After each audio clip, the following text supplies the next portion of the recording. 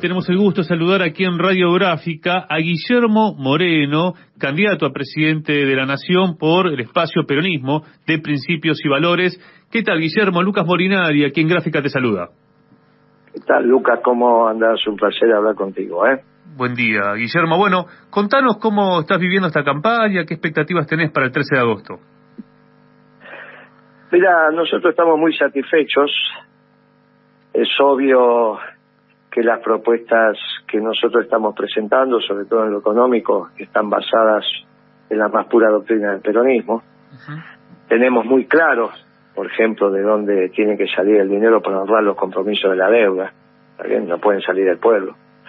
No puede ser que aumenten el precio del maíz con todo el impacto inflacionario que eso trae en los alimentos que consume el pueblo, porque hay que pagar la deuda. Esto es una barbaridad. No le toca al pueblo esto. Y cubrimos un espacio.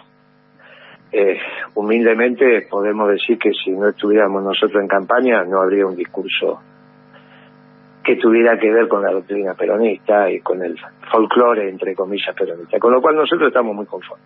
Claro. Me gustaría profundizar, Guillermo, en esas propuestas, porque claro, estamos en un atolladero, ¿no? Estamos en el acuerdo con el Fondo Monetario Internacional y creemos también humildemente que hay que salir con más peronismo, porque si no sería más dependencia. Ahora, se habla mucho de que el país necesita reservas. ¿Cómo lograr esos dólares para poder estabilizar la economía? Me gustaría que desarrolles las propuestas económicas, porque es creo que lo central que tiene que discutir hoy la Argentina. Está muy bien. Eso nosotros lo hemos escrito, publicado hace más de un año. De dónde están los recursos para ahorrar los compromisos de la deuda. Hay un solo sector, y son los terratenientes de la zona núcleo de la Pampa Húmeda. Bien. Vuelvo a decir, terratenientes, propietarios de las grandes extensiones de tierra, ¿en qué zona? En la zona núcleo de la Pampa Húmeda. No estamos hablando de Entre Ríos, no estamos hablando de Santiago, no estamos hablando de Corrientes, no estamos hablando de la Patagonia, casi ni hablamos de Córdoba ni de Santa Fe. Estamos hablando de la zona núcleo. En esa zona núcleo se produce el 50% de la comida que comen los argentinos. Esa ley de arrendamientos lo que va a bajar es rápidamente el costo de producción de los productores, que hoy en la zona núcleo de la Pampa Húmeda no arbitra un sistema capitalista sino un sistema feudal. El dueño de la tierra se lleva la mitad de la producción, lo mismo que le tenía que dar el siervo de la gleba al señor feudal. Aunque a vos te parezca increíble, eso es lo que está pasando. Claro. Los contratos están entre el 45 y el 50% de la producción para el dueño de la tierra. Cuando vos ponés la ley de arrendamiento, rápidamente baja ese costo. Al bajar ese costo, podés poner las retenciones donde tienen que estar. Cuando vos ponés las retenciones donde tienen que estar, también rápidamente te haces de 8.000, 10.000 millones de dólares plus, o sea más, que los destinás a honrar los compromisos de la deuda. ¿Cómo se soluciona la discusión con los acreedores? Poniendo plata arriba de la mesa. Esa es la plata que hay que juntar.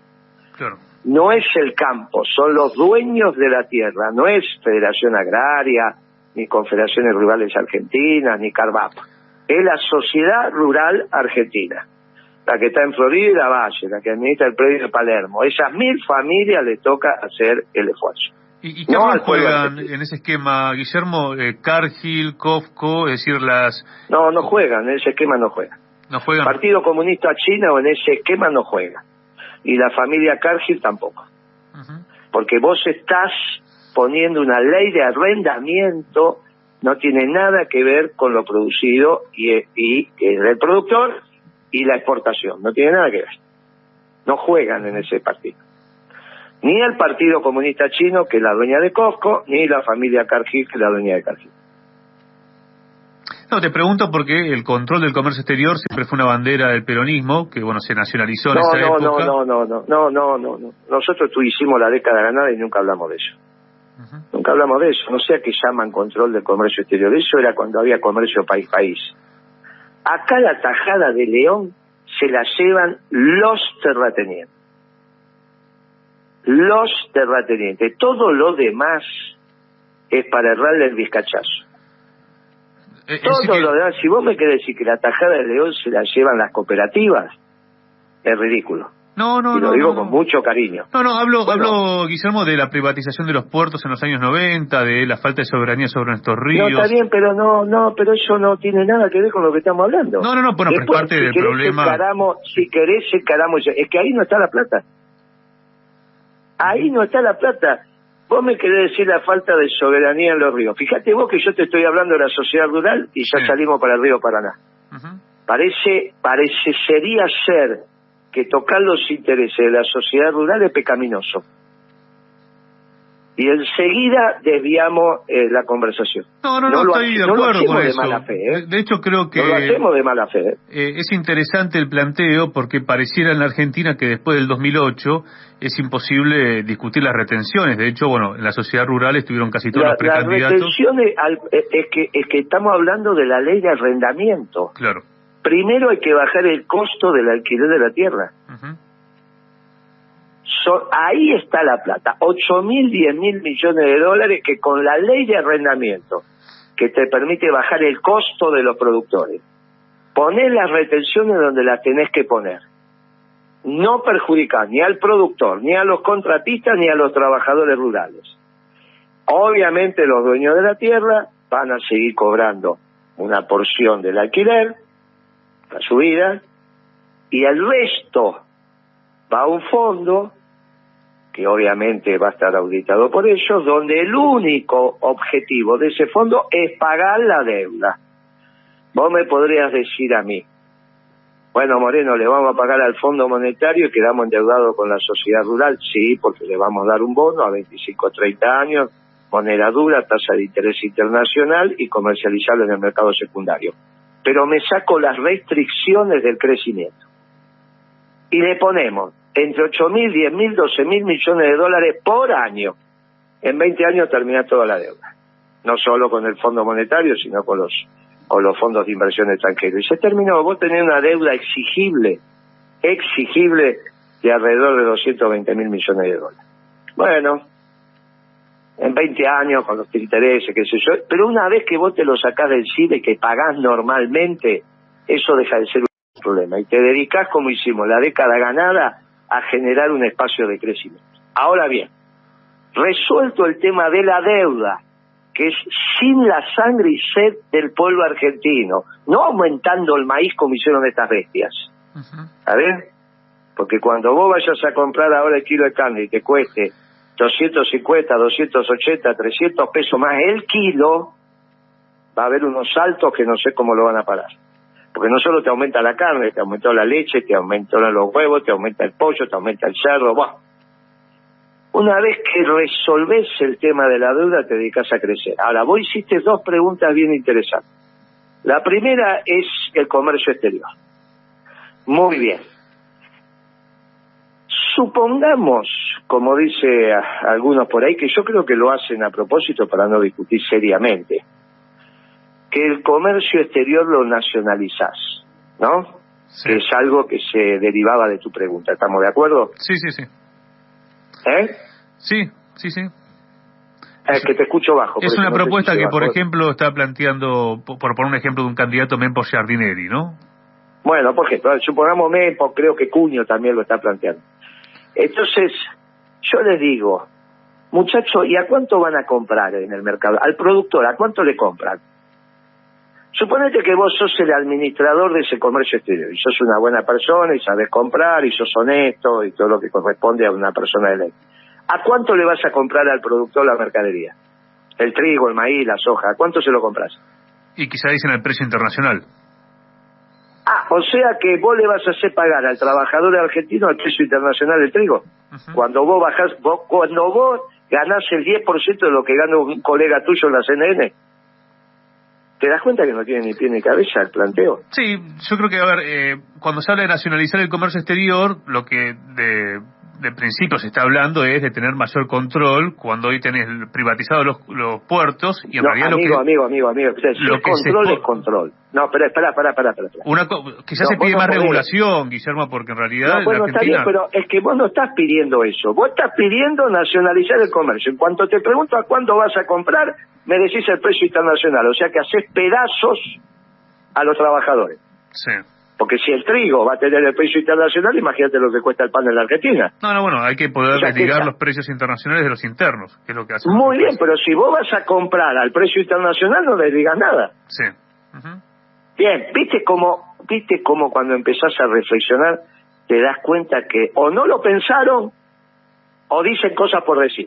No lo voy a decir de Mempo, que merece el máximo respeto, pero a mí me parece que a veces erran el vizcachazo. Después nos vamos a meter con el Río de Paraná.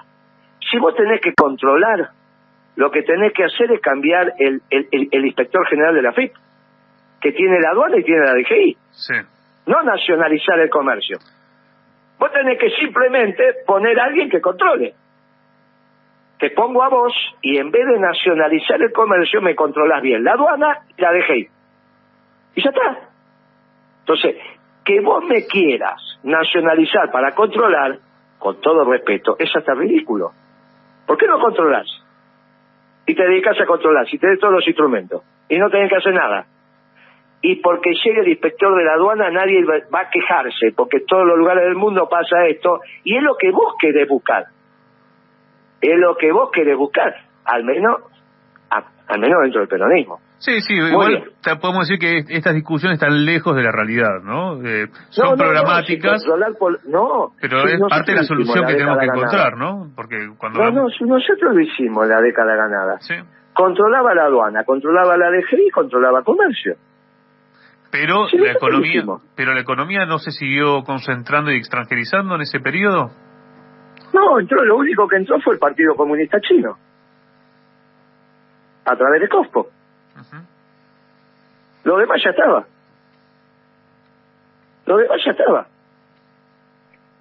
Muy bien.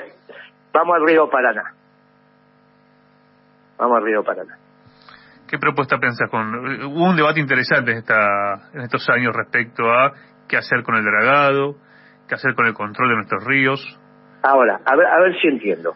¿Vos me querés decir a mí que la soberanía depende de una zanja en el río Paraná? ¿Del control de la navegabilidad? Creo que sí. No, pero eso, amigo, el control de la navegabilidad no es la empresa que es una zanja y que administra una zanja. No, claro. Bueno, de eso estamos hablando cuando hablamos de la hidrovía. Estamos hablando de una zanja en el río Paraná.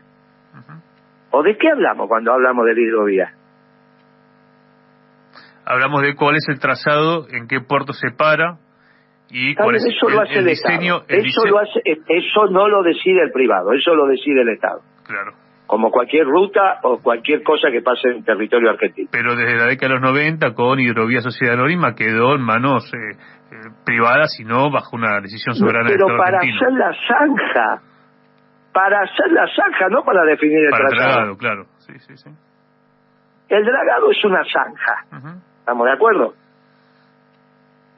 ¿O qué es el dragado si no es una zanja? Es una zanja para que pasen los barcos de gran porte, sí. Es un debate igualmente mucho más complejo porque hay que ver... A ver, explícamelo porque no lo entiendo. No, porque en realidad tiene muchas aristas, pero en realidad lo que se discutía es terminar la concesión, lo puede hacer el Estado argentino, lo pueden hacer empresas que sean del Estado argentino. Es el debate que también dieron, muchos compañeros. ¿Y por qué del Estado? Y yo te pregunto a vos, ¿por qué del Estado y no de los...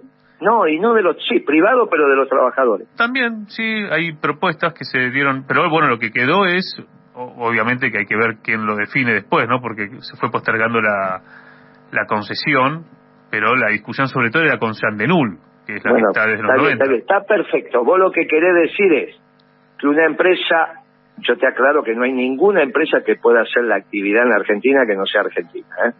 Vos estás hablando del capital controlante. Sí. Y yo te aclaro a vos que vos no sabés de quién es Arcor hoy, porque la familia Pagani la pudo haber vendido el viernes en las Islas Bahamas y vos no te enterás y ellos no tienen obligación de decírtelo. Claro, si no está BlackRock. O sea que cuando hablan del capital controlante, hablan de un capital controlante de una sociedad anónima cuyos instrumentos privados pueden estar hechos en cualquier lugar del mundo, porque así funcionan las sociedades anónimas. ¿Está bien? Sí. Bueno, ahora, supongamos que es una empresa de los trabajadores. ¿Es privada? No es estatal. Sí. Bien, entonces si es una empresa privada, las obras sociales administradas por los trabajadores son privadas. Así es. No son públicas.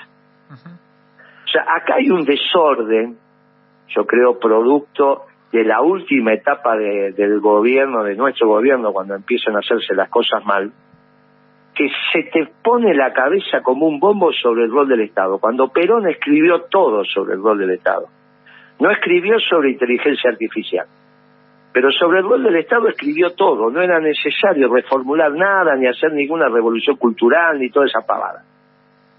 Porque en realidad Perón explicó con precisión que somos un gobierno esclavo de un pueblo libre. Y el peronismo mira a la sociedad de abajo para arriba. Entonces, una empresa en manos de los trabajadores, por ejemplo, la propuesta nuestra es que YPF, el 51% de las acciones, esté en manos del confederal de la CGT. No de unos pretendidos cuadros políticos que no saben nada, por ejemplo, Kicillof. ¿Qué podía saber Kicillof de petróleo? En manos del confederal de la CGT. Que esa es una propuesta bien peronista, porque vos le das la propiedad al movimiento obrero organizado. Ahora es privado eso, ¿eh? Eso no es estatal. Sí.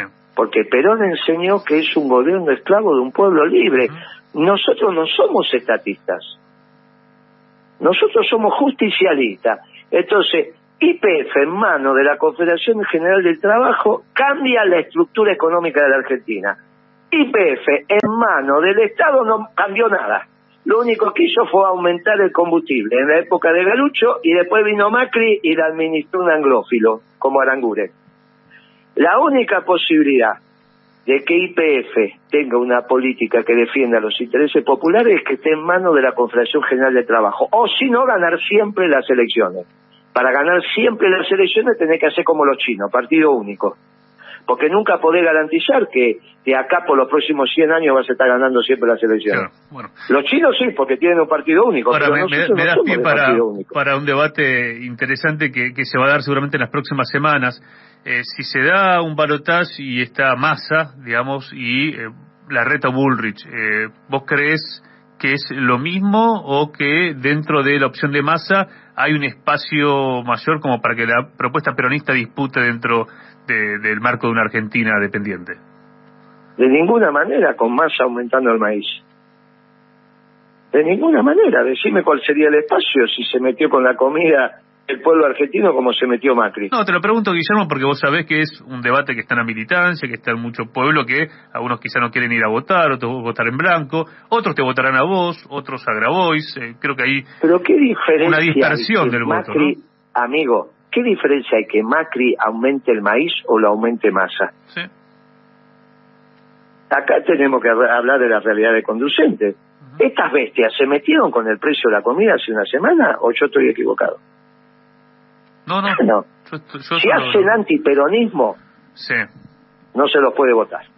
Bien. Por suerte vos tenés una opción, que es votar principio y valores. No sé cómo votarás a Grabois, porque Grabois hace parte de este oficialismo. Yo lo estimo, me parece un buen pibe, pero él también aumentó el maíz. ¿Cómo se hace para ser dentro del oficialismo decir yo no fui? O sea, está dentro del oficialismo, pero dice yo no aumenté el maíz. ¿Cómo funciona eso? Es esquizofrénico. Te propongo igual que después de las PASO hagamos otra charla para, bueno, seguir discutiendo de política, pero también ver en qué realidad nos encontramos, porque creo que el 14 de agosto va a ser clave de cómo, bueno, claro, los mercados respondan al resultado electoral, ¿no? Y ojalá haya una opción peronista, porque la única que hay hoy es la mía. Lamentablemente, el espacio nuestro. Me hubiese encantado que hubiese otro. De hecho, cuando le dieron la lapicera a Infran en el Congreso partidario, sí, yo pensé que se iba a armar una gran convocatoria para consensuar una ley. Y en vez de hacer eso, otra vez, en las 2 últimas horas de un día hábil, de un viernes, cambiaron la fórmula. Una locura. O sea, fíjate el nivel de reflexión de esta gente, que cambian una fórmula 2 horas de un viernes. A las 5 de la tarde Grabois bajó su candidatura porque habló con Guado de Pedro. Y Guado de Pedro dijo, sí, el candidato soy yo. A las 8 de la noche Grabois sube su candidatura porque lo habían bajado a Guado de Pedro. Mirá el nivel de reflexión que tienen. Parecen chicos adolescentes. De la diferencia que atrás de esa irreflexión está tu patrimonio y el de las empresas. Y está todo el pueblo argentino. Vos imaginate tomar una decisión así, sobre una fórmula presidencial. No es que estás decidiendo el 2, viste, cómo forma la defensa. Escuchame. Estás decidiendo los destinos de la Argentina y los toman así, irresponsablemente. Te mandamos un abrazo. No una reflexión sesuda, profunda. Sí. ¿Qué va a salir de eso? Un mamarracho, ¿qué es lo que está saliendo? Te mandamos un abrazo y si te parece volvamos a hablar después de del 13 de agosto para ver también cómo se posicionan ante lo que vaya ocurriendo en la Argentina, que sabemos que hay mucha incertidumbre. Te mando un abrazo, gracias por tu tiempo. Abrazo chau. Grande, pasó Guillermo Moreno, precandidato a presidencia de la Nación. Me hiciste votar un radical y ahora querés que vote un neoliberal. Parece que la jefa está cansada, nadie le dice